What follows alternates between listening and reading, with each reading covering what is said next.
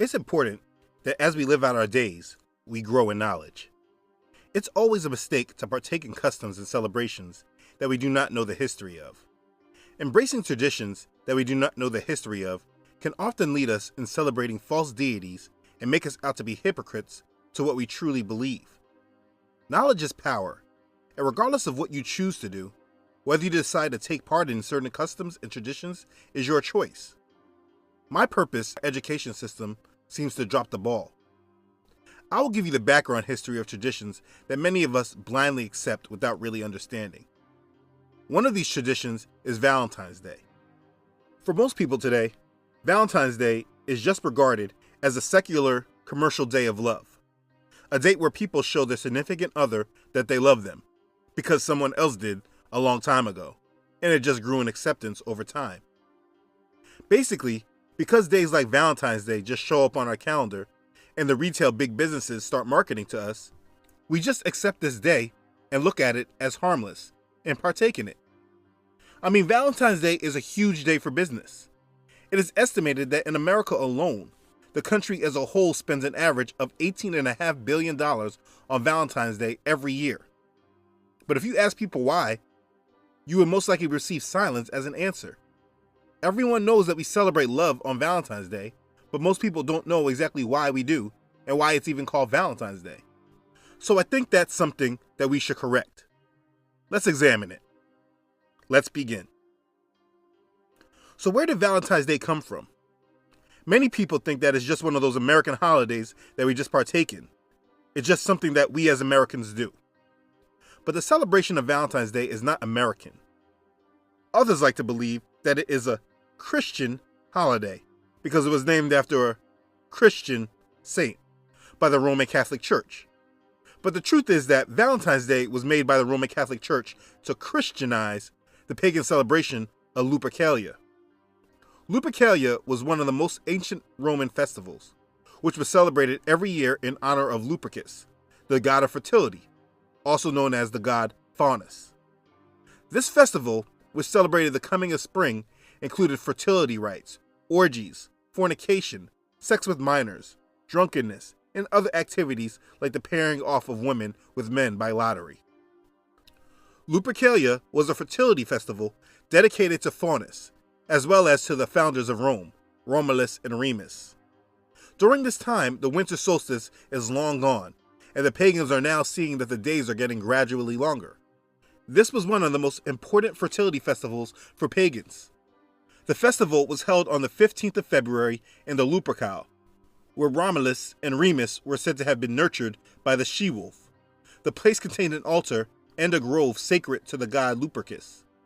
In Lupercal, the Luperci, who were the priests, assembled on the day of Lupercalia and sacrificed goats and dogs. These animals were known for their strong sexual instinct, making them most appropriate sacrifices to the god of fertility. Then the Luperci cut thongs from the skins of the sacrificial animals and ran in two bands around the Palatine Hill. They would whip any women who came near them. A blow from the thong was supposed to make a woman fertile. It's said that young women would actually line up for the men to hit them. Now, if you just dig a little deeper, you can understand further what is being celebrated. Lupercalia is believed to be connected to the ancient Greek festival of Arcadian Lycaea and the worship of Pan. Lupercalia is the Roman form of worship of the Greek god Pan. Pan can be traced to the sun god Baal. He is the horned god. And we know Baal is none other than Nimrod. Nimrod was the original Lupercus. The Lupercalia, the festival of the Romans held during the time we know today as Valentine's Day, was a festival to honor Nimrod, just in this Roman form. This is paganism. In ancient pagan Rome, the month of February was sacred to Juno Februata, the goddess of the fever of love. Juno Februata was also the goddess of women and of marriage. February 14th was her festival day. A box was provided from which single men could draw a billet, a small piece of paper on which a woman's name was written. The couple would then form a temporary liaison for the erotic games to follow. Sometimes they would remain partners for the following 12 months. Marriage sometimes resulted from this practice. So these days were used to celebrate fertility in ancient pagan Rome. It was a pagan festival day that goes back to the honoring of Nimrod. This was what happened during this time in ancient history. So where did the name Valentine's Day come from? Valentine's Day is said to be named after a few Christian martyrs who the Roman Catholic Church named saints. According to one story, Roman Emperor Claudius II imposed a ban on marriages because too many young men were dodging the draft by getting married. At that time, only single men had to enter the army. There was a Roman physician and priest who had converted to Christianity when it was a persecuted religion. His name was Valentinius of Terni, and according to some of the stories, he used to marry Christian couples in secret. It was said he wore a ring with a cupid on it, which is used as a symbol of love. We'll cover that soon. The ring helped soldiers recognize him. When he was exposed, he was imprisoned, tortured, and beheaded. Later, he became a martyr and the patron saint of true love in marriages. While awaiting execution, he was visited by young lovers with notes about how much better love is than war. Some think of these love letters as the first Valentine's. Valentinius' execution occurred on February 14th in the year 269. Later on, after Rome adopted Christianity and the Roman Empire fell, and the Holy Roman Empire began, the Roman Catholic Church made changes. The church was opposed to this display of open eroticism and sensuality that occurred during Lupercalia. In the 5th century, Pope Gelasius declared February 14th a holy day in honor of Valentinus, instead of the pagan god Lupercus. As with most non-biblical customs found in the church today, Lupercalia was simply given a Christian-sounding name and adopted into the Universal Catholic Church. They adopted some of the pagan celebrations during Lupercalia to reflect Christian beliefs. For example, as part of the Juno Februata ritual, instead of pulling girls' names from boxes, both boys and girls chose the names of martyred saints from a box. They were expected to emulate the life of the saint whose name they had drawn. And this is where we get Valentine's Day from. It was a rebranding of a pagan festival worshiping fertility. They did this to make it easy on the pagan converts who were coming into their new popular Christianity.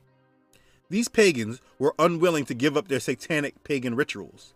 So instead of putting a halt to the growing paganism of the church, the Romans took the approach of blend and incorporate. But changing the name of a pagan ritual doesn't change the fact that it is still a pagan ritual. So this is where Valentine's Day comes from. It is completely pagan. During the Middle Ages, it began to be incorporated with love. And that's where much of what we know of it today comes from. But let's look at some of the symbols that are used today with Valentine's Day. The red rose. You think this flower was just chosen because it is beautiful? Not at all. Venus was the Roman goddess of beauty, love, fertility, and sexual immorality, such as prostitution. She was the Roman equivalent to the Greek goddess Aphrodite. Venus is the mother of Cupid. Her favorite flower was the red rose, which then associated the red rose with love. Because Valentine's Day became associated with love, in honor of the pagan goddess Venus, or Aphrodite, the goddess of love, red roses became synonymous with Valentine's Day. Just remember, if you look up most customs of today, you will often find a pagan god in connection with it. Does this mean it's pagan to love a red rose? Obviously not, but you should know why it is connected with Valentine's Day. Buying red roses for your loved one does not make you a pagan. I want to make that clear. Cupid. Most people don't know this because he's often portrayed as a little baby boy. But Cupid is a pagan god. Like I said earlier, his mother was the goddess Venus. He is a counterpart of the Greek god Eros. According to the myth, Cupid was the son of Mercury and Venus. Mercury being the winged messenger of the gods, and Venus, the goddess of love and beauty.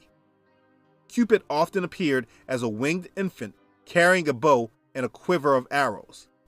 Legend has it that Cupid shoots magical gold-tipped arrows at both gods and humans.